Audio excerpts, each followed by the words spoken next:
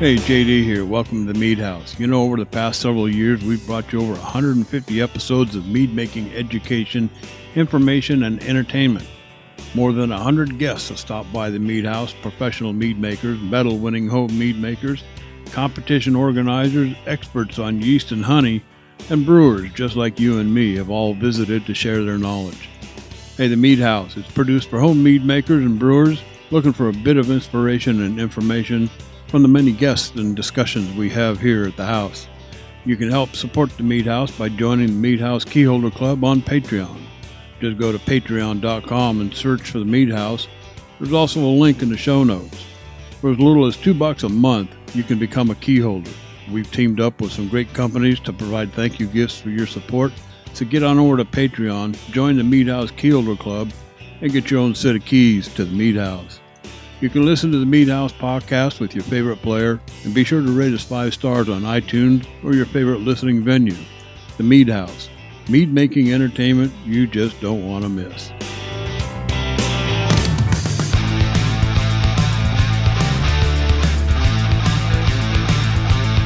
Hey, welcome to the Mead House, and thanks for listening to episode number 179. 179 episodes. One more week, and it'll be 180 episodes, guys. Can you believe that? I cannot. I can't. Jeff's been here longer than Ryan has. I mean, what do you think, Jeff? 189? I mean, 180 next week? Yeah, that's mind-blowing. And, you know, like, just this week we heard from somebody that's starting over from episode 1. Ooh. Yeah. Does he have a long train ahead of him? Man, there's some good back content, but there is a lot of back content on this show. Oh my God, yeah. So he's starting. So you said he's starting over. So he's watched, he's listened to it before. No. He's starting from episode 1. He's a new listener starting from episode 1. Oh, I see. Okay. Well, when he gets up to like 150 or 155 or so, we'll have to have him on the show and say, hey, so what do you think? Did we get any better? Oh, my God. Hey, you know, I was just painting the shutters outside when Jeff and Ryan walked up. I'm JD Webb, and I'll probably have to scrub the bathtub after they leave. But, hey, the Mead House podcast, you know, we're everywhere. We're on iTunes, Stitcher Radio, Spotify, iHeartRadio, YouTube, and again, Amazon Music. So say, Alexa, play the Mead House podcast, sweet pea, and check the front page of the website for more locations over and above what I just read off to you. So that's themeadhouse.com. Hey, in this episode, we're going to spend segment 1 and segment 2 and segment 3 on social interactions. We do this every social interactions. That's just, you know, like social club. It used to be called Facebook Friends, but maybe we should call it the social club. It's the social club. Social interactions in the social club. We do this every once in a while, and it's actually kind of fun. This is where we sit around and take questions from a lot of our listeners. We pick them up on our Facebook friends and Reddit friends as well. But of course, like I say, this is where we try to answer questions from mead makers with no formal expertise other than what we've experienced in our own brew house. All that and more here at the Mead House. But hey, first, hey, thanks to all the Mead House key holders like Derek. Now, I'm going to butcher this last name, Derek. I apologize.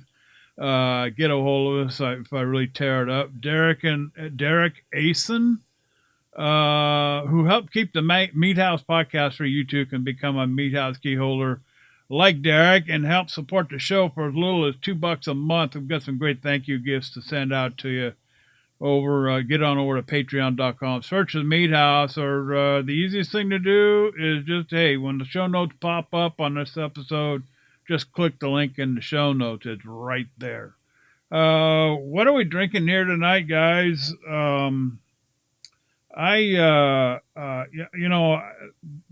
I think I've talked about this project before, This is the last glass carboy, the last, very last glass carboy I have.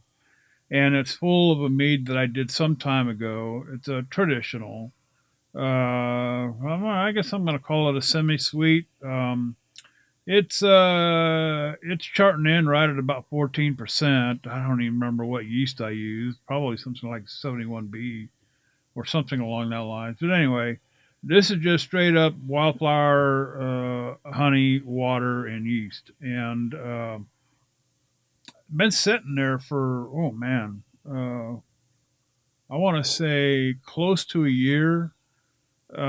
Stuck some oak in it here, several months back, and American oak, and my the oak is really coming through very nicely. The American oak, you can really, it was a medium toast, a little chunk of wood I stuck in there, and you can really get the char coming off of the barrel itself, off of the wood. It's got kind of a mm, it's got kind of a anything that's oaked usually leaves you with that kind of a little bit of a dryness on the tongue. It's rather nice. I mean, like I said, it is a semi-sweet, so there is some sweetness there. Um, but this thing is really maturing very nicely. The honey character is really starting to come through. I don't think I'm done with this yet. Um, there is a little bit of bourbon that I put in. The oak was soaked in bourbon for about a week. It was just enough to soak the wood through, not to, I wasn't looking to oak the bourbon in the jar. I just wanted to soak the wood. So there's a little, you really got to look for it, a little bourbon-esque, I'll call it. But I don't think I'm going to quit there. I think I'm looking for something a little bit different on the wood side. Now I've got some Hungarian oak that I ordered. Oh gosh, probably been more than a month ago now, and I was actually going to use it for another project. But I think, I've got plenty of it, but I think I'm going to drop maybe an ounce or so into this. I just love what French or Hungarian oak does to wines, and I've used it in the past on a couple of meads that I made. I really like what it gives you. It's a little bit different wood flavor. Um, I think it's a little more complex than say American oak. Uh, so I think I'm gonna drop maybe about an ounce in there and leave it sit there for a couple of months more. My wife's been on my case about getting this thing bottled because she wants to take some to work. And I said, "Hon, this is like it's just not done yet." You know? Yeah, but it's been there for a year. Yeah, but honey, things like this take a long time. You know, how does that saying go about fine wines and something else? What is it? Age like fine wine? I don't know. Anyway, Your uh, wife, what's that? your wife, Raven. Yeah. In my other fist, I'm actually drinking a bourbon, and this is one of my favorites. And I've got many favorites. So people always ask me, "Hey JD, what's your favorite bourbon?" Well, I really don't have a favorite bourbon. I've got lots of favorite bourbons, but this is one of my favorite. It's on the list. It's called Woodford Reserve Double Oaked. Clocks in at about 90.4 proof, so it's kind of up there a little bit. Now, I enjoyed this one with just a splash. I only put about two fingers in my Glencairn, and then I just put a splash of water, just a splash, maybe a capful off of a water bottle, and that's all you need. And it tones it down just a little bit, but it also helps to kind of spread the aromas and the flavors and everything around a little bit. Doesn't smooth it down all that much. I mean, it's still got kind of a bite to it, but I really love the oak finish on this. The reason why they call it double oaked, I mean, obviously it's stored in oak barrels and left to mature for a period of years. And then it's blended and put back in a fresh oak barrel and left to age for a short period of time, and hence the double oaked. And it's got a really very nice. If you're into oaked bourbons, with a lot of oak, this is really good. It's not over the top. It's not bitter at all. You've got a very nice barrel char flavor that has come through on it. You pick up all of the undertones, some of the darker fruits, dried fruits. You get a little bit of that cigar smoke. If you dig even real deep, you can get into the leather chair. This is one that I really love to sit and just contemplate for a couple of hours. I could pour a two-finger pour in my Glencairn and sit here for the next couple of hours and just babysit this thing. I just love it. That's Woodford Reserve Double Oak, one of my favorites. So, Jeff, what did you put in your glass tonight? Well, I have, as usual, two glasses in front of me tonight. One is a commercial mead, and one is a mead from my co-host Ryan here. On the commercial glass, I've got a glass of Redstone's Black and Blue. It's, as the name would imply, a blackberry and blueberry. Awesome. It is. It's a little lighter, actually, than I would have anticipated for a blackberry, blueberry melomel. It's kind of just very light on the tongue. This is a 12%. It does not drink like a 12%. It drinks almost just like a still hydromel. It's very smooth and light. There's a lot of the blackberry and blueberry flavor. I get more blueberry over the mid palate, but that blackberry just lingers like crazy. I think it's, the tannins and stuff in the skins there. Just real easy going. Oh, this could be trouble later. I've got a whole bottle in front of me, so we'll see how that goes.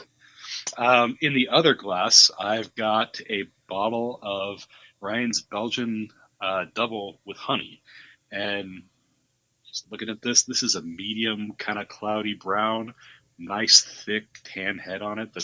I swear, I cracked this guy open a little over 10 minutes ago when we were first rolling up this show, and man, the head on this has been lingering for quite a while. It's very well carbonated, as I would expect from a Ryan Braggett. Mm-hmm. Man, that honey really comes through. The good bitterness from the hops in that, and yeah, I can taste the malt in it. It's got a kind of almost a little bit of a caramely flavor towards the end. Yeah, that's really enjoyable. Sounds good. I probably would have been drinking the same thing, but the box that Ryan sent me was stolen out of our lobby, along with a lot of other things. We had a little incident here last week. Yeah, so I've been strapped. We gotta be careful what we talk bad about on this show now. Yeah. Yeah, no kidding. But there was some other things that were taken as well. But anyway, so I won't go into how I'm handling all that, but kind of working with the managers here, and we're getting a pretty good handle on it. So, but anyway, Ryan, sorry, my friend. I was looking forward to whatever you had sent, and judging by what Jeff just talked about, sounds like I'm missing out on something really good. But anyway, what is in your cup tonight? Yeah, well, I'll go back to what Jeff was saying first of all. So that's JD talked about like the double oak that he was drinking, and there's a little bit of a double process with the Belgian double. And not to be too punny there, but whenever I do my Belgians, and those are typically the only ones I make that use candy syrup. However, not to get off on a tangent, but sometimes I like to sneak a pound of a really dark candy syrup or candy sugar into a stout. That can be fun.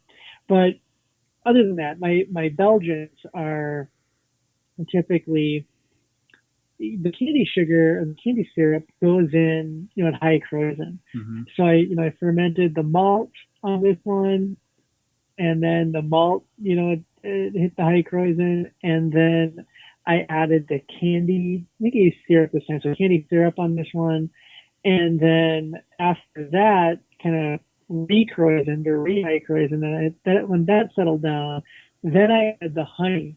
at the end, so they kind of went through little bumps here in fermentation. But I was pretty happy with the flavor that one developed, and I'm glad to hear that you're enjoying it as well. Oh yeah, no, this is a nice one.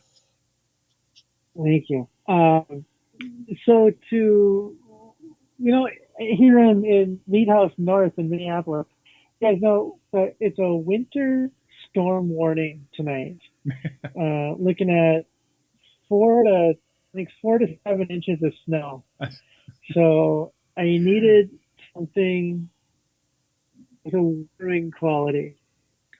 And tonight I am drinking a very special bottle. Just a few days ago, I saw some of the good meat makers in town, including Nathan Stegman, who gave me some of his bottles. Nathan's on the show a few times, a very talented meat maker. He's won walls. You could cover a wall in medals and you wouldn't see any paint. And he's including a couple of medals from the Iron Bee over the first 2 years. Well, he's been dabbling in braggot a little bit, and he handed me a bottle with a Post-it note on it and a piece of tape, and it says buckwheat, mesquite, braggot. And that's what I'm drinking tonight. And man, it's very, very good. Nice, nice tan color, nice white head. The buckwheat is coming out strong. I should start with the aroma. There's this little citrus aroma on around the front, and where I think that if I'm remembering what Nathan told me, I think he said he did a 2-minute hop stand, and this might have come out from that 2-minute hop stand. I don't know how big his batch was or how many hops he used, so I couldn't tell you if he was doing a 1 gallon batch with a 1 pound, 1 pound of hops and 2 minutes all it took, or if he was doing a 5 gallon batch with 2 ounces of hops. Right? I don't know that part, but I know I think he did a 2-minute hop stand, and the citrus, a little bit of citrus on the nose, a little bit of caramel, very delicious. And then when you drink it, there is this smoky quality, which it's not smoky in the sense of drinking like a smoky scotch or something like that. But I imagine it comes from the buckwheat honey, and maybe he used a pinch of smoked malt in here. I'm not sure, but it's really complex. It's got great flavor. It's got, me use that word, balance. It's got really good balance, and it is drinking very nicely here on a snowy November evening, a snowy November night here at the Mead House North. Sure, that's not a blizzard watch. No, 7 inches is nothing. Kids are still locked to school on that. Jeez. Yeah. But I remember. We won't go how far back that was. But anyway, the story: walking to school 10 miles both ways, and 10 feet of snow, and all that. Anyway. Okay. Yep. Well, good stuff. Sound like we're all drinking something really good tonight. I'm really enjoying this bourbon and this mead. In fact, I put a little. I just put a couple little drops of this bourbon in the mead. That kicks it up another notch. So good stuff. A lot going on here tonight. So I should just finish that off by just putting a bow on it and saying, very, very well done, Nathan, and here's to you. There you go. So, hey, how about a shout out to William Douglas Norris? Caught him up on the Facebook Messenger, Jeff. And he says, just wanted to say I enjoy the show podcast. I have not gotten caught up to the most recent podcast. Started out from the beginning, and I'm on like number 37. So is this the guy? That's the guy. Yep. Well, William, when you get up to 179, you're going to discover that your name was actually mentioned on the show. So I don't know how long it's going to take you to get here, but hey, thinking about you tonight, my friend. Episode number 37. I know it was kind of rough back then, but hey, you're destined for better things here at the Meat House to come. So good luck to you. Anyway, oh, he also says he just started his first batch of traditional mead a week ago. Thanks for all of the information y'all provide. Y'all. I want to say he's probably from Texas or somewhere down south. But anyway, hey, another shout out to Greg Michael. Now, Greg was actually on the show a while back. Ryan, if you remember, this is the guy that was doing, he was asking questions about braggots and was putting one together. We had him on the show. He talked about it and everything. He messaged us back and says, he emailed a few weeks ago, but I wanted to let you know that the braggot turned out great. Nice honey citrus aroma. The bitterness from the orange peel is there, and it finishes clean. He had a little picture of it there on the messenger deal there on Facebook too. So good stuff, Greg Michael. And this one actually came in a mailbag, guys. I don't know if you guys saw this from James Singlehurst. I responded back because I tried this method before. In fact, I built my own little DIY inline carbonating rig, and it's he was asking about, do you use a 2 micron or a zero point 0.5 micron stone? And I don't remember my exact words, but I told him it really doesn't matter, what micron stone you use, because the whole point is you want to saturate your liquid with the CO2 gas. So whether it's 2 microns or zero point 0.5 microns, one's going to take a little longer than the other. That's about it. But I want to say something about the circulating carbonation rigs. I know there's a couple of them for sale out there that you can get around. I wasn't satisfied with the one that I built because it requires a lot of babysitting and it's not as automatic as you think. Here's the problem. You're basically going from keg to keg. So you're recirculating from one keg to another. Okay, and what happens is the two kegs, when they equalize in pressure, okay, there's really nothing going into the liquid after that. So you have to keep burping the one keg, okay, and it gets to a point where you're just spewing stuff out all over the place, and it gets a little ridiculous. Now, starting off at about 2 pounds, and then I would crank it up another 2 pounds, another 2 pounds, until I finally get up to about 14 pounds, 15 pounds or so. It just wasn't cutting it, and it would actually take a long time to get a sufficient amount of carbonation, into the liquid at that point. So I changed my methodology, and I don't know what you call these things, but I use a keg lid now that actually has a carbonating stone suspended by a piece of silicone tubing that sits down inside your keg. And of course, the top has your keg, your CO2 connector on the top of the lid, so you can just plug the CO2 right into that, and of course, on the end you can either go 2 micron, 5 micron, whatever you want.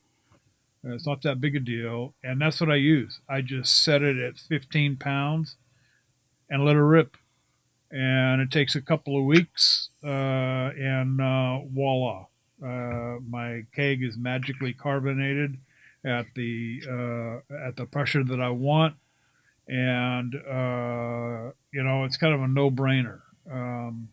I think trying to hurry that process along is really pointless sometimes. I've done the I've done the shake and roll with the Hmm. keg. That gets old after a while. That's where you hook it up to your keg and you crank it up to like 40 pounds and then you roll the keg around on the floor. That only goes so far. I found this other method, and you can buy these lids from Amazon. Just look around, make sure you get the right one for the right keg because there's a big difference in some of these kegs. And you just hook it up and set you. I mean, whatever you want to, 14 pounds, 12 pounds, whatever you want to keg at. There's charts out there available. You can set the atmosphere, pressure, whatever you're looking for. But for me, like I said, I do mine between 14 and 15 pounds. That puts a sufficient amount of carbonation into my kegs that I like, and I'm good to go. So I just wanted to give a shout out to James Singlehurst. Thanks for listening to the show, my friend. And I hope that answered your question. I know I responded to you in an email, but I thought it'd be interesting, Jeff, to talk about it Yeah. on the show here. I don't know what you do to carbonate. What's your method? So my method, I've tried the shake it and roll it and whatever, and that gets tedious. I can only set that on my floor and kick that around with my foot while watching Netflix or something for so long before I just get bored of it. Yeah. Yeah, what I've kind of settled on is doing what they call burst carving. I set my psi to like 25 or 30, and of course I don't have one of these little micron stones like you do. It goes through the gas inlet on the keg, so it's going through a wide tube. It doesn't dissolve as quickly, but I bump it at that high pressure. There's not a lot of headspace in there in the first place, so Mm. within a day or two, it's down to 15% just because a lot of it is getting dissolved in. And so I'll bump it back up to 25ish.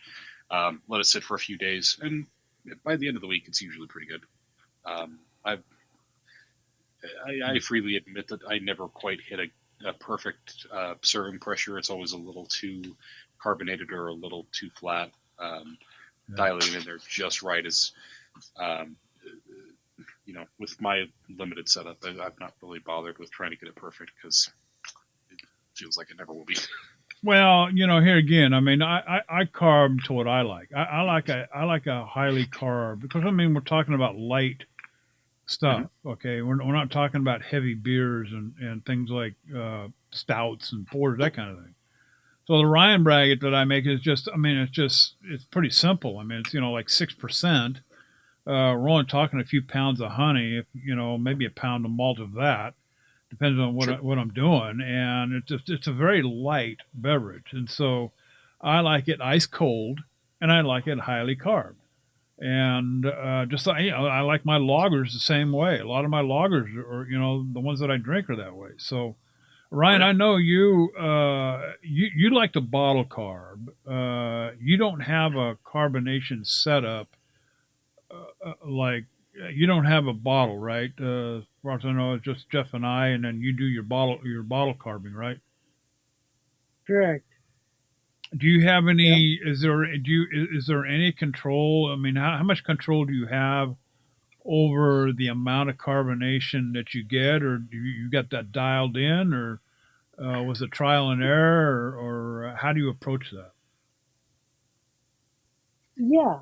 Um, I you can absolutely. It depends on uh, how much sugar, whether that is in the form of corn sugar or honey or whatever you want to use as your sugar. Depending on the amount of sugar you put in is the amount of carbonation that you'll get. I really like a calculator um, by Northern Brewer. So if you go to, I think you just Google like Northern Brewer bottle carbonating or calculator or something like that, uh, it, it comes up um, really, really easily. I'm sorry, I'm forgetting the name really quickly. I think I should just do a quick check. Um, but yeah, if you put in the volume that you have, and sorry, I just looked it up. The homebrew priming sugar calculator. That's what it is. The homebrew priming sugar calculator by Northern Brewer. You just put in the volume of beer you have, the temperature that the beer is, and the amount of carbonation that you want. Or you can select a style. So let's say you know that you're going to want it at 3 volumes. You just put in 3 volumes. Or you might say, oh, I want it to be kind of like a pale ale or something. Oh, I'm making this up. So a pale ale generally at 2.5 volumes. Great. You hit enter, and then it gives you about 30 different kinds of sugar and how much you should put in to achieve that. Everything from malt extract to corn sugar to honey to candy syrup to rice solids to whatever it might be, and you can do that. So you can absolutely dial in your carbonation level by bottle carbonating. Okay. Yeah, no, and honestly, I've found, I over the summer I did just a lemony little lemon drop hops Pilsner Braggot with some Voskvik yeast, and I wound up doing a bottle carb on that just because, from my experience, it actually seems a little easier to get the carbonation level you're looking for with a calculator like that, and just kind of letting stuff sit for a couple weeks compared to trying to dial it in by keg. I'm sure there are people out there that have been kegging for ages and have it down to a science. I'm not that guy. And I was really pleased because I wanted my vision for this was light, very citrusy, really refreshing, and really, really carbonated. And I used the calculator. I put in the amount of honey they recommended, got it really well mixed up, and bottled it right away. And it worked. It worked really, really well. So I was pretty pleased with that result. I think you can go a lot of different directions with the carbonation thing. And I look at it from this standpoint, it's to each his own. It's like the fact that we tend to brew our meads according to what we like to drink. Of course, if you live in my house, I brew according to what my neighbors like to drink. But I'm the same way with the carbonating. Okay, I don't get fanatical about it. I suppose you could. I like what I like, and did I hit it the first time out? No. The second time, probably not. But the third time, yeah, I was getting it dialed in. And I got it to where I like it. And my neighbors love it too. So, if I can keep them happy, I keep them off my back. So what the hell? For me, the biggest plus in terms of kegging is just skipping that several hour chore of bottling. It's dead easy to just, basically rack into a keg, put it on some gas pressure, and leave it alone for a few days. And hey, something to drink. Well, and one of the other reasons why I chose to go all keg is and not bottle anything is that I do have the luxury of bottling right from my tap. Okay, I don't remember. Oh gosh, I can't remember off the top of my head. I can't remember the name of the taps that I have, the valves that I have. But anyway, they come with fixtures that you can screw into the tap. You can take a little nozzle off. One of them, of course, is this bottling rig that you can hook up to it, and I can bottle right off my tap, and which makes it simple. So if I want to pop off a 6-pack for one of my neighbors, or whatever, it's already cold. I keep a 6-pack of cold bottles in the kegerator. And it's that easy. So that's the other reason why I enjoy carbing with my kegs, and I don't get real fanatical about it. But anyway, all right. So enough about kegs and all that garbage. Let's get on with some of the social interaction, social club stuff. We did have a couple left over from last week, guys. I wanted to hit on. One of them, well, Jeff, actually, these kind of come from your Reddit buddies. Yep. Do you recall the one? I think I put them up in the show notes. How do you store yeast for long term in a hot, humid environment? You got that one? Let's see. It says he lives in an open home. I'll just read it. I live in an open Okay. home in a hot and humid environment, probably like Arizona, New Mexico, Texas. There's Well, not. that's a dry heat, JD. That's a dry. Well, of course. Well, it depends on where you live in Texas too. Now, come on, Probably Louisiana. true. Yeah, Louisiana is not a dry heat. But anyway, there is not indoors for AC and such. So how can I store yeast that I recently purchased, but may not use for a while, a few months to a year or more? That's a good question. And Well, a hot and humid environment. yeah, this is a good question. First question: are we talking about dry yeast or are we talking about liquid yeast? Because the answer is going to be very different depending on which. Um, a dry yeast is going to put up with a lot more over a longer period of time than a liquid yeast will. Um, short answer in either case, actually. Surely, even if you don't have an air conditioner, you have a refrigerator. And my yeast lives on the top shelf of my fridge, not near the back because it gets colder back there, but far enough back because I don't use it very often. And yeah, refrigerator temperatures, kind of in the warmer part of your fridge. Generally, unless you have to defrost your fridge a lot, the humidity is not an issue either. You can keep dry yeast in there about 6 months, and what liquid yeast, the manufacturers will have a suggested like freshness by kind of a date on it, and go by that. They're assuming you're going to store that in a fridge when they put that use by date on it. That's how I would go with it. If you exceed those dates, there is always the possibility of mixing up a starter and trying to build that colony back up before you pitch. Your local homebrew store can help you with that. But honestly, starter is generally pretty easy. You want a sugar like a malt extract or some honey, not a lot of it, probably like 0.02, 0.04, a little yeast nutrient, just kind of warm it up to 80, 90 degrees, throw the yeast in there and let it hang out for a while. Keep it stirred, keep it a little bit warmer than room temperature, and you can get a yeast bubbling. Ryan, I usually store my yeast, both liquid and because I buy a lot of the White Labs stuff. I love their California ale and their British ale, but I also use dry yeast. I like my Nottingham. I'm still using my Nottingham for my sizers. I store mine in a mason jar. The dry yeast I keep in a mason jar in the door of the refrigerator, and I keep my bread yeast there too. Now let me say something about my bread yeast. Okay, I have a what do you call it? I guess it's a pint. No, it's got to be more than that.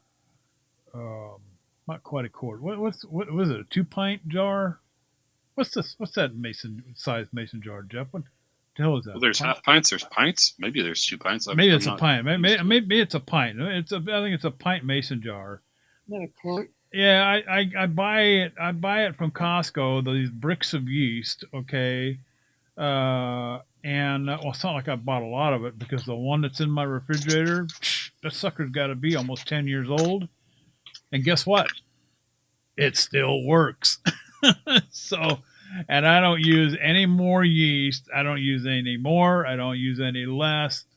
But when I want to throw together just a regular loaf of white bread or whatever, focaccia bread, a little olive oil and sun-dried tomatoes and some olives, I've been using that yeast now for almost 10 years and it still works. But that's bread yeast, okay? Yeah.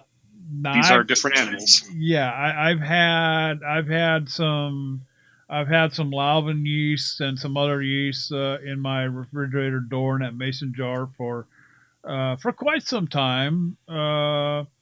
And just right. I mean, there comes a time when it's just a little weak and it needs a little pick me up. So just a small starter, it doesn't take a lot.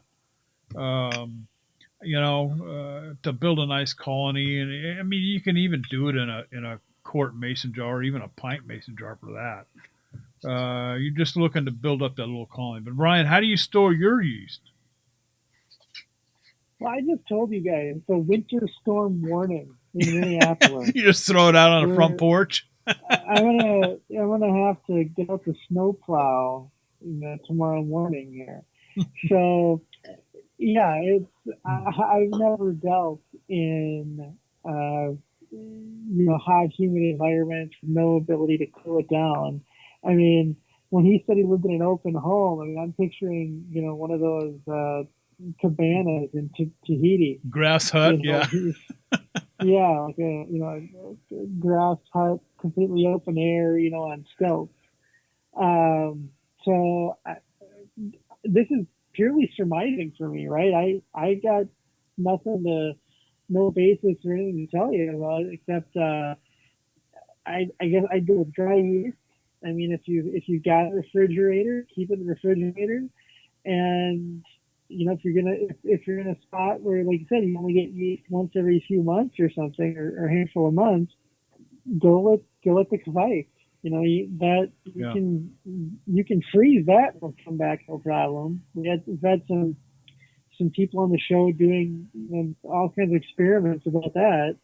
So I think it's the toughest yeast you can find that can hold on to it, and if the yeast can ferment at 100 plus degrees, you don't have a fridge. Hopefully, it's got a good chance of hanging on at high temps as well for you. And I know that we'll to it more commonly liquid form, and you can dry it out. Or I've seen that it's now available in dry form from some of the dry yeast manufacturers. So you can get it there as well, and hope for the best. But again, I'm looking out at a winter wonderland out my window here right now. So it's a little bit tough for me to imagine trying to keep yeast under boiling in Tahiti. Far from hot and humid, huh? Yeah. Yeah, the hot and humid thing. I mean, like Ryan was saying, Jeff. I mean, if this guy's living in a grass hut in Fiji, may be an issue. But I mean, come on, I think even grass huts in Fiji have some kind of refrigeration. So, but good luck out there in your hot and humid temperature. I think we handled that one pretty well. So. This next one, I love this guy's account. I love this guy's username. Lost my damn account. This might be a Jeff question. Ryan can chime in too on this one. We'll go to Jeff on this one, but you see it up there? The sulfur? Help me avoid the sulfur ferment. Let me drop back to that one. I'm still on today's. And that's okay. In the next few days, I am making a traditional with EC 1118. It shows that it needs low nutrients, but I've been burnt before with using low nutrients on other yeasts.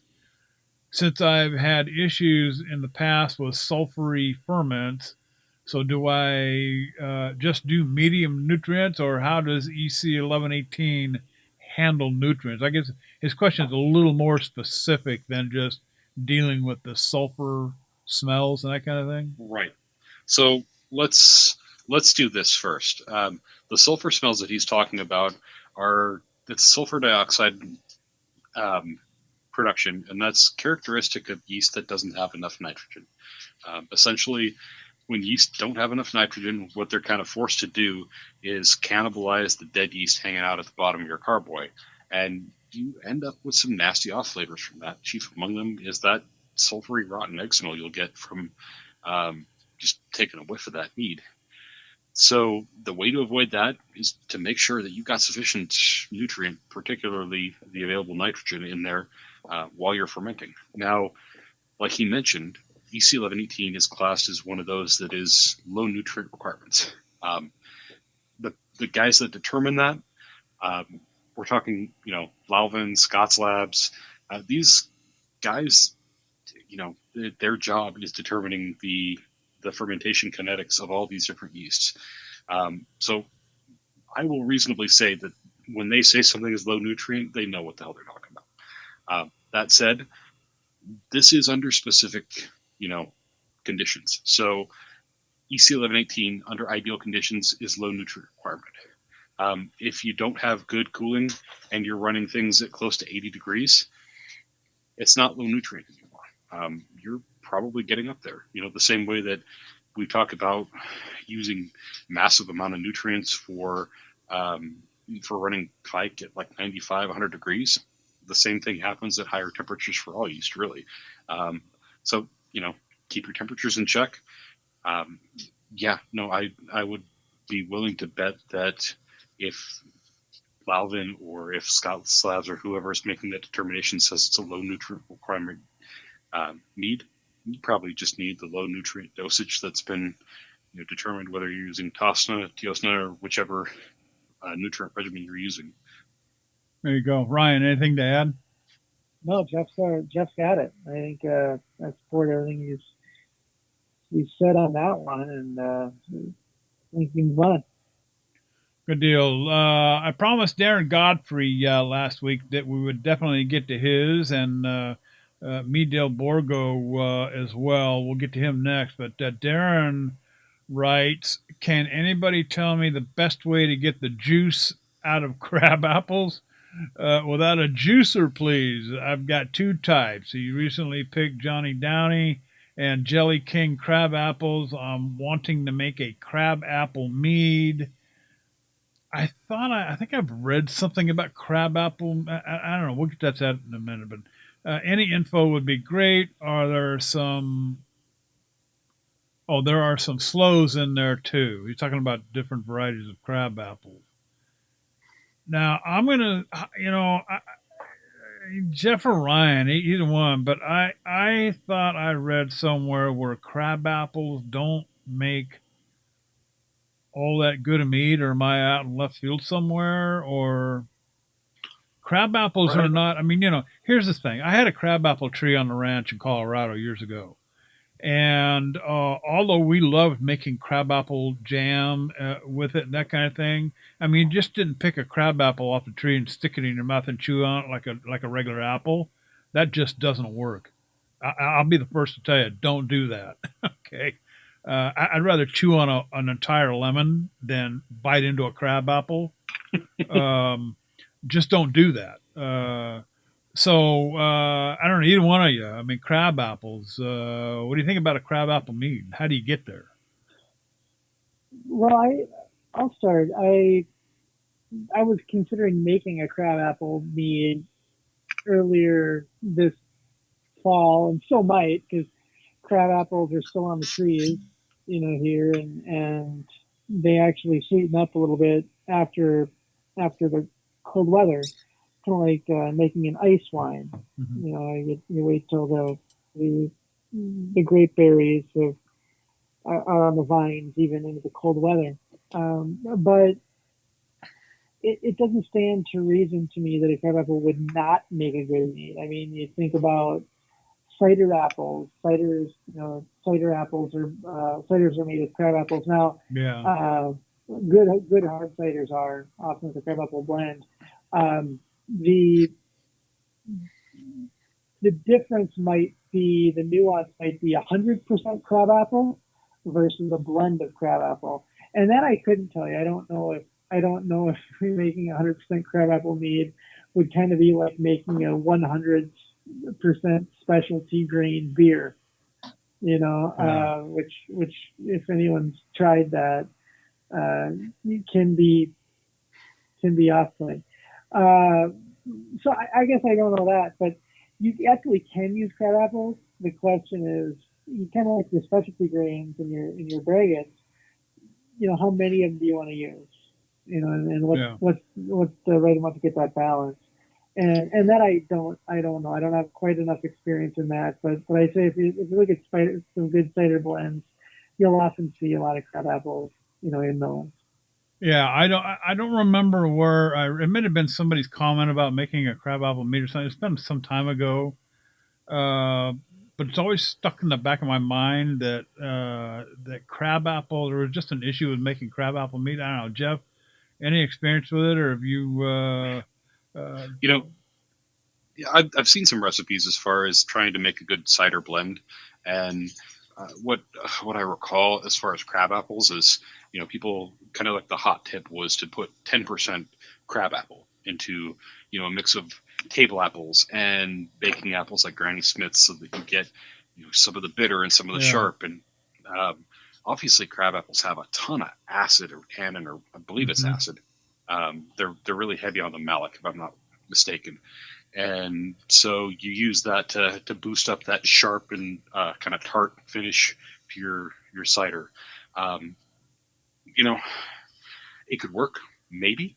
Um, from what I've been told, if you can source the actual, like, just the single apple kind of cider apples that they call bitter sharps, if I'm not mistaken, Hmm. they're called bitter sharps for a reason, because you take a bite of them and it's bitter and it's acid sharp.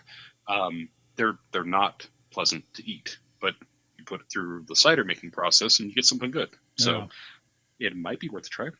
Um, as far Yeah. as Yeah, as far as getting the juice out of them, man, I got a couple thoughts.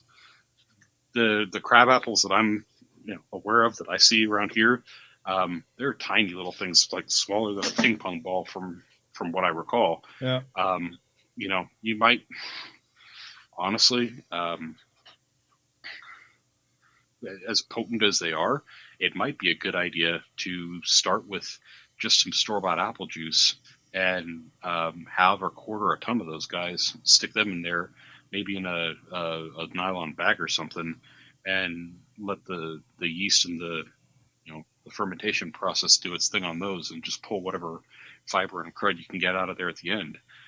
Um, the other thing that I could think of, honestly, um, the homebrew store that I worked at for a while, and a number of other homebrew stores I know of, they have an apple crusher and a fruit press that are available to rent. Yeah. So that might be something to look into. Um, 20-25 bucks a day, you can get yourself set up, and they're very easy to use. Hand crank or power drill, and um, you know just use that. You don't have to worry about nearly as much fiber and fruit pomace and crud like that getting into your meat and having to get out again later. So that's probably something worth looking into too. If I remember right, I remember we used to go over to the Western Slope to the orchards over there and pick up just all kinds of cherries, oranges, apples, and bring them back over the hill up back up Fort Collins. And when we made our crab apple jam, it was always made with other apples. And I remember the girls. They had a big pot of water boiling, and they would dunk those crab apples into hot water, and then they would peel them. I mean, they weren't cooking the crab apple; they'd just get it hot so they could peel the skin off of the crab apple. So Uh, like blanch them yeah, like a tomato. yeah, something like that. Yeah, Huh. and and take the skin off. That's how I remember it. But I mean, come on, we're talking like almost 40 years ago. So Fair. so my brain doesn't function quite like it used to. And that's a hell of a good excuse when you get old. You I'm can sure use it you is. can use that all over the place. Gee, officer, I didn't understand. Anyway, me now, I mean, this guy's now. I hope I'm saying this one right. Me Del Borgo from Modern Mead Makers. Are certain honey? This might be a Ryan question here. Are certain honey varietals more prone to haze?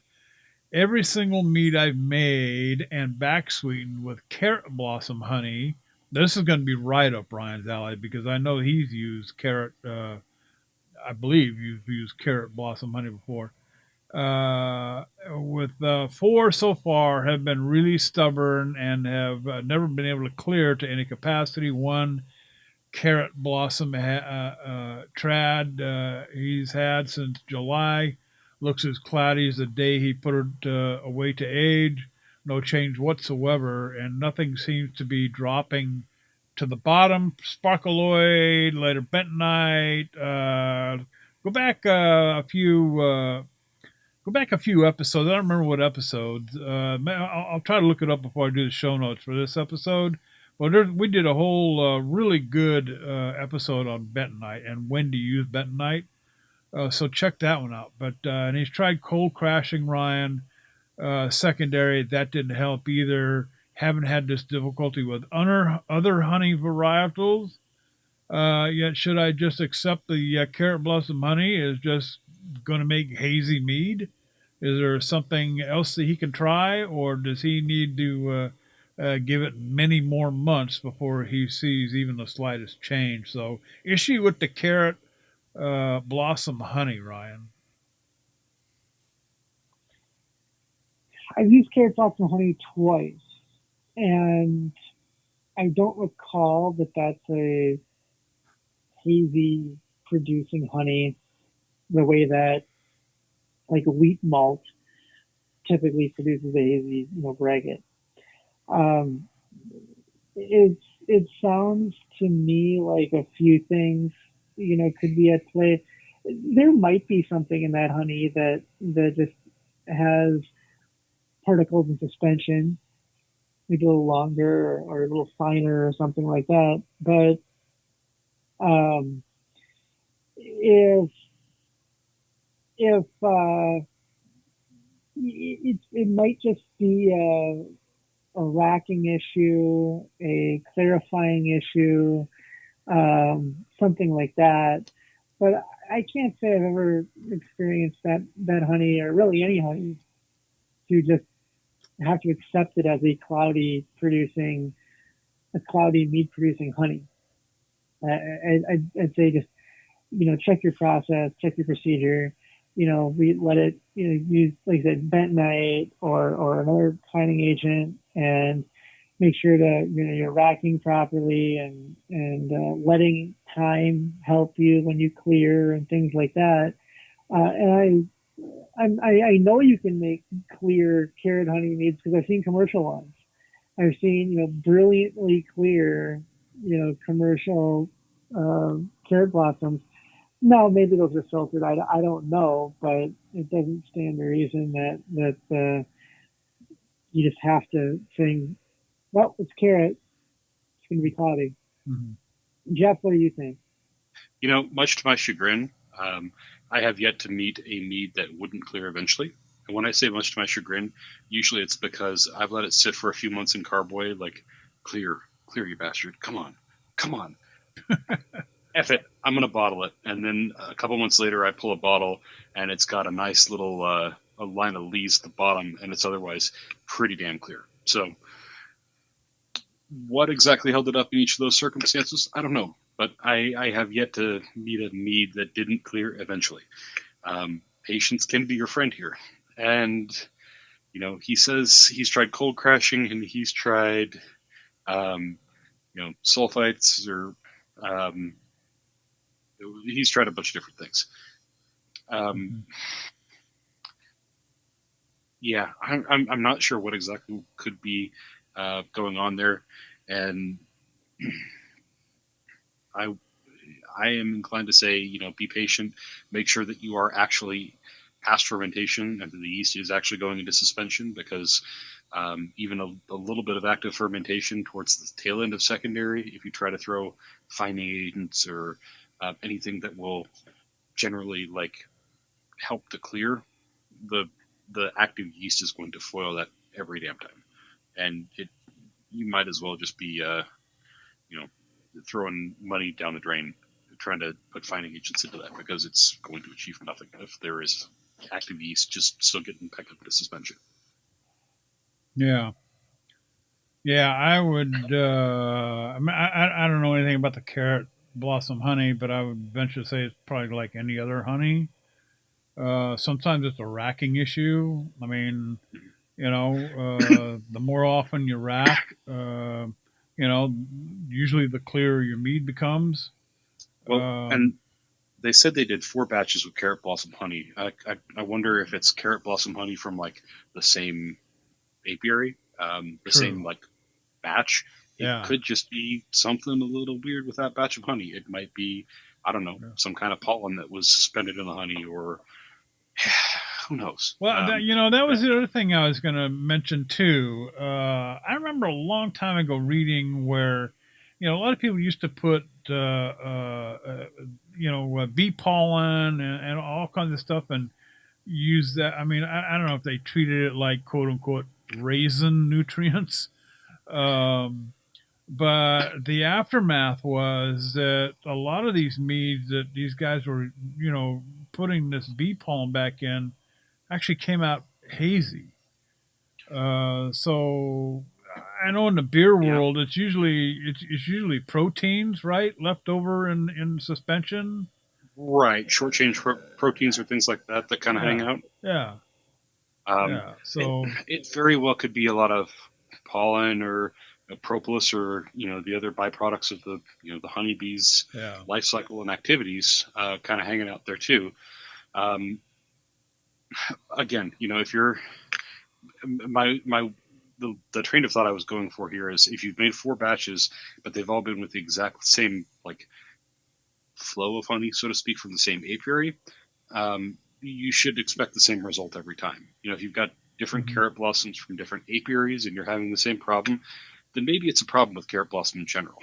Um, if it's, if I have a 20-pound tub of carrot blossom honey and I've made 4 different batches with that tub, maybe there's a problem with that tub. yeah. All right, we're gonna leave that one right there. This next one is kind of perplexing, actually. And I read this thing twice, and I'm not quite sure what direction I would want to go with this. But let's start at the top. Mead aged for over a year, but far too sweet. I must have had my measurements off, and I didn't really take hydrometer reads. There's your first mistake right there. I just looked up some guides and let it ferment until it was completely done at your second mistake right there. Was very active, and then he bottled it. I knew they were too sweet then, but didn't have the space to work on them. Can I rebatch, add water and yeast, and re-ferment this to make it more dry? Shooting for a very dry 18%. How could I estimate how much water to add to dilute the alcohol and get a new fermentation that gives me a product that's as dry as possible while still hitting 18%? Ryan, there is so much to unpack right there. I don't even know where to begin. Well, as the CEO for a large multinational corporation I used to work for, I used to say when you'd say there's just a lot to do and you don't know where to start, she'd say, just pick a place and start there. Pick a place and And stuff. so just pick a place and start there. Um, yeah, you're right. So we have no idea how big the batch is, how much honey he used. He said he just picked a guide, looked in a guide, and let it ferment. So we assume he was going for something big, right? And we don't know what kind of yeast he used, so we don't know if it. I assume if it wasn't bottle bombs, he got to a point where it was mostly fermented out. Yeah. He knew they were too sweet, but didn't have the space. Okay, can he rebatch or how can he estimate? All right, a few things in here. Let's assume that he's got a yeast that can get to an 18% alcohol tolerance. Let's just the EC 1118, just to make it simple. And he ends up adding the amount of honey that could could get to, let's say, 25% alcohol by volume. So he's exhausted the yeast. The yeast has reached its alcohol tolerance. It's exhausted, and there is still a lot of honey in there to provide it sweetness. So if that's the case, assuming that's the case, like the people say, oh, I had, 5 pounds of honey per gallon of water or something like that, right? Like there's not a common wine yeast or beer yeast that can handle, that kind of gravity to get it dry. You're going to end up with a sweet mead. So, all right. So assuming that's where he started out, try to find that guide and remember how close you got to that guide, and then go to a calculator, maybe Brewer's Friend or something like that, and type it in and say, okay, this, what was the potential on this? Let's just say you were at 5 pounds per gallon, and then you're at rounding here, estimating 25% alcohol by volume, and the yeast you used, maybe it only had 16%, yeast tolerance, and it's not exact. It's not going to the yeast isn't going to be sitting there going 15.9 and 16, we're done. So you've got to, you're estimating at this point. You're doing a lot of estimating, but assuming you can do that, you can then do a little bit of math, and you can figure out, okay, well, if I add another gallon of water to this batch or something, and I redid the calculation, so now instead of 5 gallons of water, I had 6 gallons of water, but I still have the same amount of honey in it.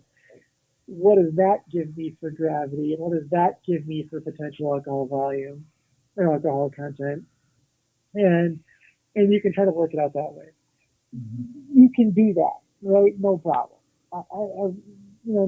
Might have to, depending on how long the yeast, it's been there a year, so you're probably gonna need some fresh yeast. You're gonna build up a little bit of a starter here. You're gonna have to kind of step feed it, that yeast, to get into that. But it can be done. There are some, for UC 1118 is a good use for that. Good use for, doing a stalled ferment. The other thing that I would think about is, depending on how much you have, and how good it is.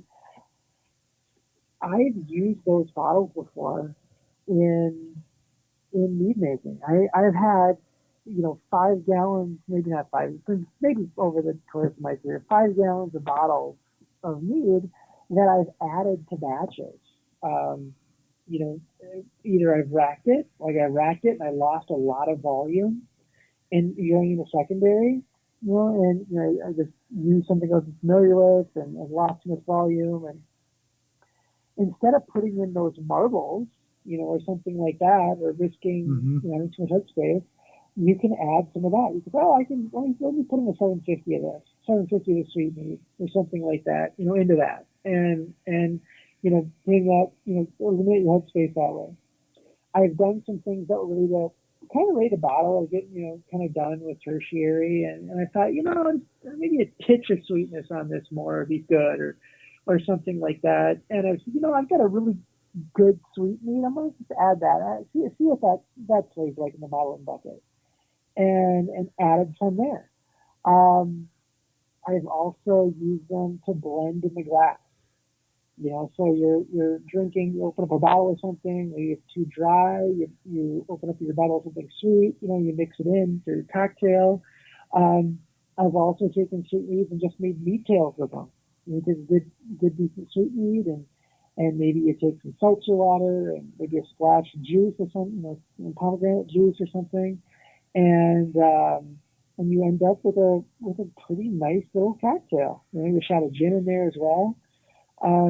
So what I'm trying to get at here is, there's a lot you can do. You can try to uncork everything and put it in a bucket and do some math and step feed the yeast and try to get what you're going at, or you can just if it's okay, if it tastes okay, yeah. If it's too sweet, that's your only problem. That's not a problem. You can find a way to deal with that.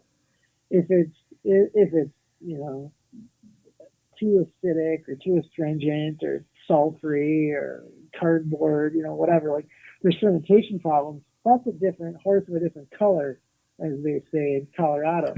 Yep. But if your problem is just an old paint versus an Appaloosa. Yeah, you've got. I don't think you got a problem there. I think you got to just think creatively. Mm-hmm. Yeah, I think Ryan hit the nail on the head. I mean, especially with the latter part of his commentary, you got a lot of things you can do with these. You could, like he said, blend it in for making up some headspace or just sweetening up a batch. Cocktails are a great idea. I think the idea of decanting all of those bottles into a bucket or a carboy again and trying to re-ferment is probably not a great idea, just because there is already a good amount of alcohol present there, exposing all of that to oxygen. You're just increasing the odds of oxidization if you're talking about like opening up all those bottles and pouring them all in. It's just a lot of oxygen contact time that you really want to avoid. So if it's not a flawed batch of mead, yeah, you can do a lot of other things with it other than trying to re-ferment it. The first batch of mead, you didn't have all the information that you probably should have. You didn't have a gravity reading, the details, things like that. Newbies make mistakes. You're not the first person to do that, and there's no shame in it. The important thing is to figure out what you did wrong and make your next batch better. There you go. I agree. I don't have a lot to add to that. Reading through this guy's his comment here, I mean, there was just a lot there. I got to agree with Ryan. I mean, this is something. This is a setback, and I don't mean in a negative way. I mean a setback on the shelf. All right, you put it away, and you got a project that needs a little bit of help. You need to sweeten something up a little bit. Hey, grab a bottle or two. Like Ryan says, instead of using the glass marbles to take up volume in a carboy, add some of this sweet mead if that's the case. My only small. You could poach a pork roast or some salmon in that too. You know what? Absolutely. Absolutely. If you want to, we can start the Mead House cooking show next week if you want. I mean, I've taken meads, several different kinds of meads, and actually cooked them down and made sauces and glazes with them. I'll tell you, there's something there. You don't want to overlook that, and there's a lot you can do with that. So we're going to leave that one right there for now. Next one down, guys. 9-year-old mead. Is it safe? I found some bottles of mead that were bottled in 2011. Is there any reason they wouldn't be safe? There's no visible growth, and the bottles haven't been opened at all since they were bottled. I have drank 25-year bottle of wine. Okay. And I'm honestly, I've had 5-year-old wine that tasted even better. So whether it's going to be better or not is a question, but is it safe? If the bottle has been stored correctly and there's no creepy crawling little things crawling around the cork or however it was sealed with, better if you even, you put a little bit of wax over the top, but even at that, I don't know that I would do that for a long-term storage because it does need to breathe a little bit. I don't see any reason why you couldn't pop the cork and drink it, Jeff. Yeah, I mean, if he doesn't see any evidence of, mold or nastiness going on in the liquid itself, pop the cork, check the liquid end of the cork and make sure there's no mold on that. If you don't see any mold there, at worst, you've got some nice vinegar. Yeah, Ryan. I mean, if there isn't little green stuff oozing out of the top of the cork with little creepy collars with 7 legs and 12 antenna and a little eyeball in the middle, why couldn't you drink it? Yeah. So the reason I like this question is is it safe? We covered that. But how good is it going to be? Yeah, And this, I think that's the bigger part of this question is how good they're going to be. I yeah. opened up a bottle of wine. Uh, it was 30 32 years old or Oh, something. there you And go. Even better it's than me. one of those Yeah, bottles of wine that it's designed where it should age, yeah, for decades, right? yeah, But very disappointed in that it was awful. yeah, And the reason it was awful was it had not been stored properly. yeah. You've got to you've got to store properly. You've got to have the right kind of enclosure.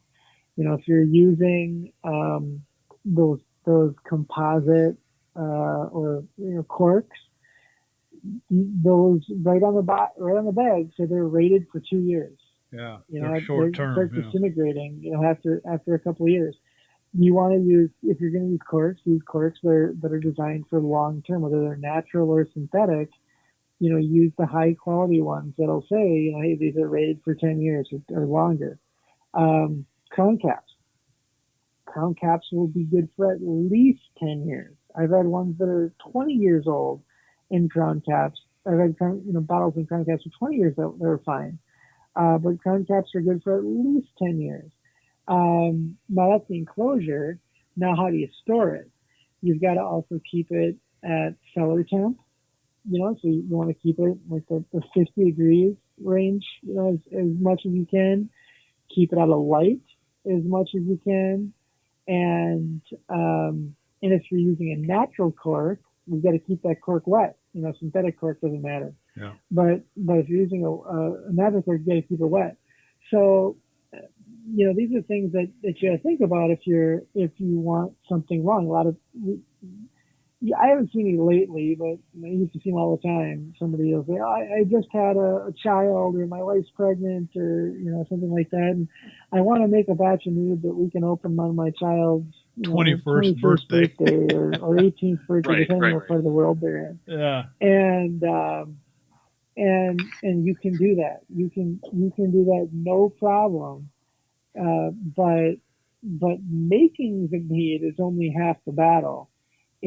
It's properly packaging and storing the mead that is going to determine if little Johnny or Sally says thanks dad or thanks dad.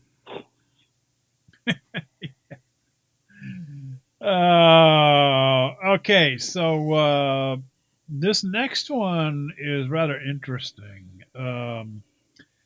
UV light to stabilize. Long story short, I made a dandelion mean. I think he means mead. Mead.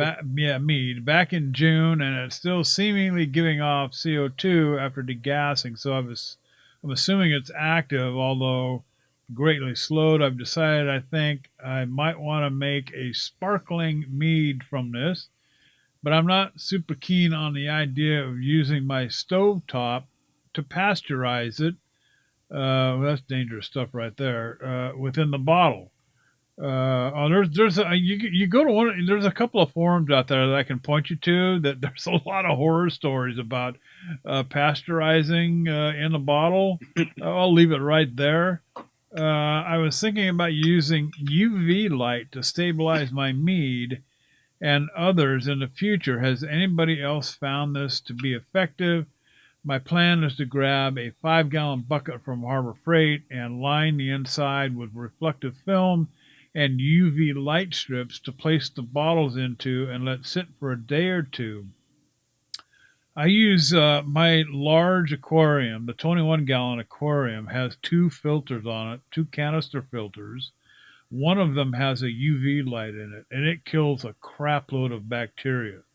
That's why I'm able to do only 20% water changes, maybe once a month. I've even let it run for a couple of months. The water is absolutely crystal clear. I mean, you could probably put a dipper down in there and just take a sip. It's not going to hurt you. And that's what the UV light in my filtration system for my aquarium does. Will it do the same thing to a batch of mead, Jeff? I don't know about So that. yeah, this is a speculation thing, but I've actually researched this recently too. Because I don't know, have you guys gone to like Home Depot or Lowe's lately and seen they've got, it looks like a cell phone sized little unit that is supposed to be like a UV um, sterilizer or sanitizer or whatever. Yeah. I've Yeah, seen those. Yeah. yeah. And I was like, well, you know, that's a that's an interesting question because now within the last few months, um, in addition to all the other fun hobbies I have, my wife and I have gotten into 3D printing, and we're doing a photosensitive resin print. So the printer flashes like a ultraviolet radiation on the prints, and it goes from a liquid to a solid.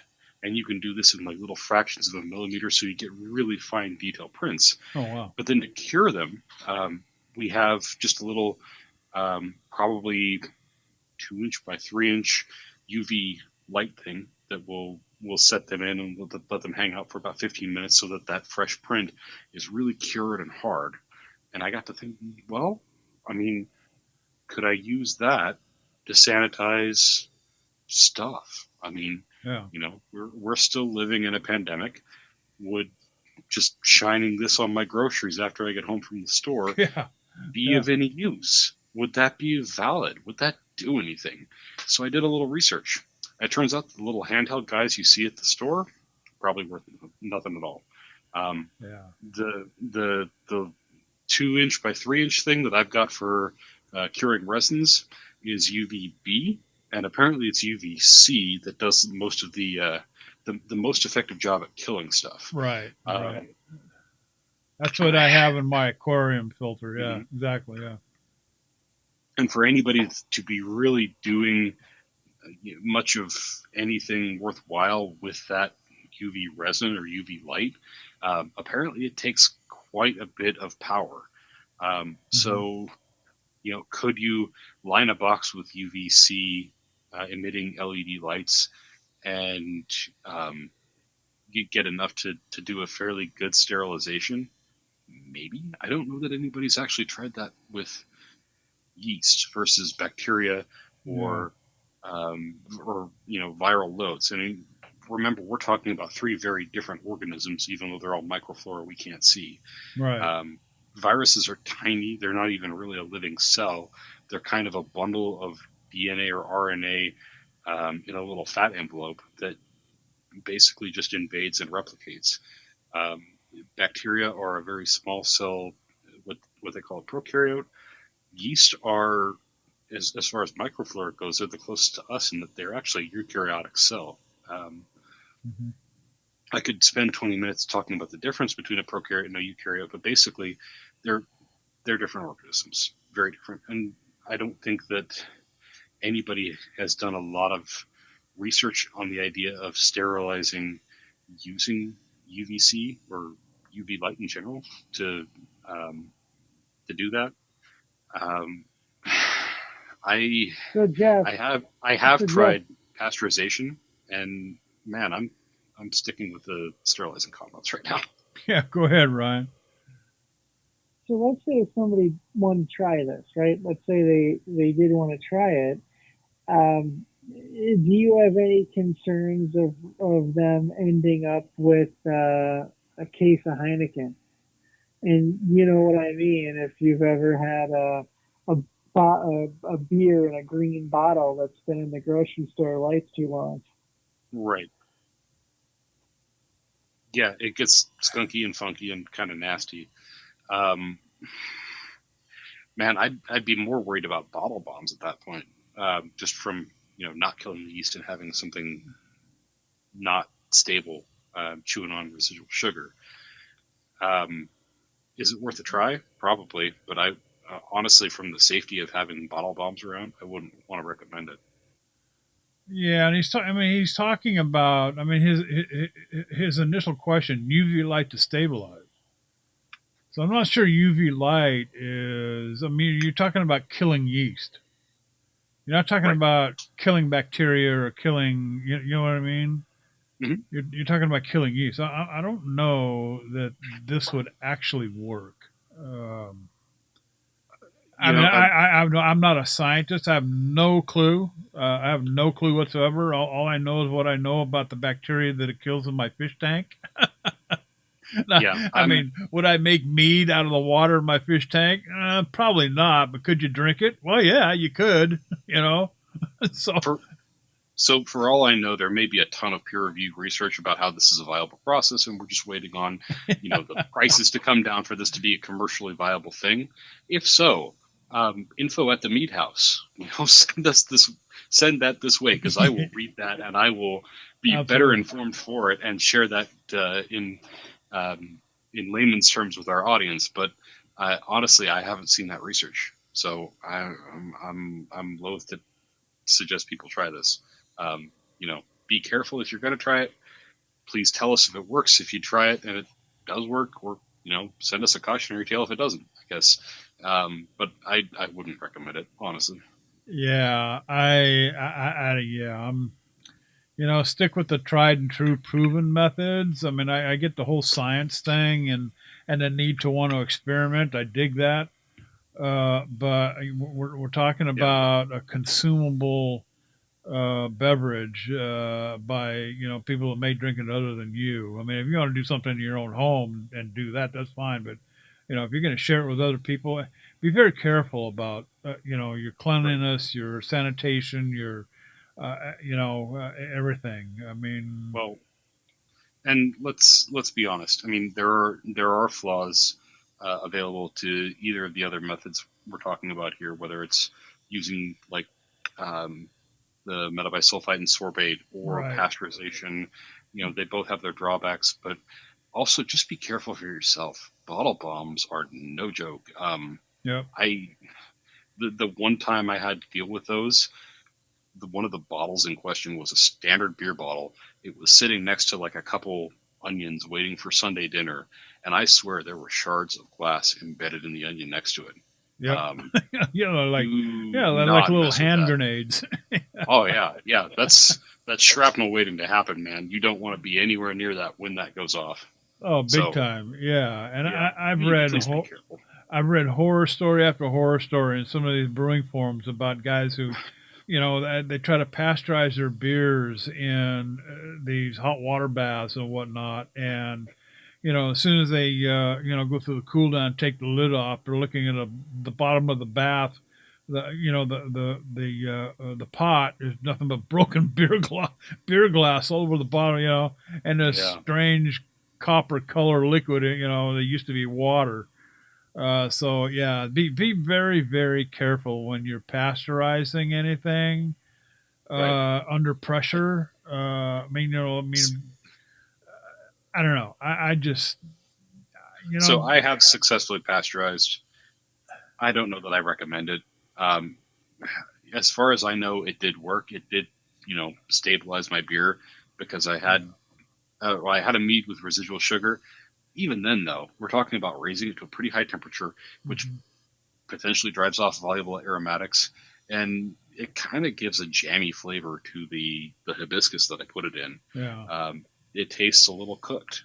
Um, Well, so yeah, yeah. I mean, the whole bottom line is you're basically cooking the right, contents of the bottle. Okay, yeah, so you're raising it to such a high temperature to kill off whatever bacteria might exist, but you're cooking it. you know, yeah. you Well, might as well put it in a pot of water and just boil the crap out of it. I mean, what the hell's the difference? You know what I mean? yeah. Like I said, it's a little cooked. I didn't boil the crap out of it, but holding it Yeah. 160 for 10 minutes. Well, no, but I mean, Yeah, yeah, if yeah, you if you took the contents of the bottle and just poured it all into a pot and turned the heat up and boiled the crap out of it for 20, and then put it back in the bottle, isn't that essentially what you're doing? I mean, you're just cooking the hell out of it. You're right. We're talking about degrees of difference here, really. Yeah. So, I mean, just be, you're going to go that route, be very careful. That's all we say. And, use the standard tried and true methods. We know that those work.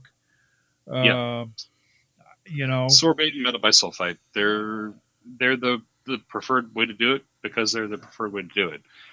Least downside and the most upside. Yeah. Good deal. All right. Well, I'll tell you what, we're going to drop it right there for this episode. And we want to thank everybody for hanging out with us. And don't forget, let us know what you're brewing. Email us at info@themeadhouse.com or send us a message on that Facebook deal or that Twitter deal, both at The Mead House. What show are we on, guys? We got one more to go, right, before we go back on hiatus? Yep, this is number 5, so number 6 next week. Number 6 next week. That'll be show number 180, and huge milestone for The Mead House here, I'm telling you. But hey, in the meantime, happy mead making. That's it for this episode. Hey, Ryan, flip the lights off. Jeff slammed the door shut. Hey, we'll be back next week with episode 180 of The Mead House. We're gone.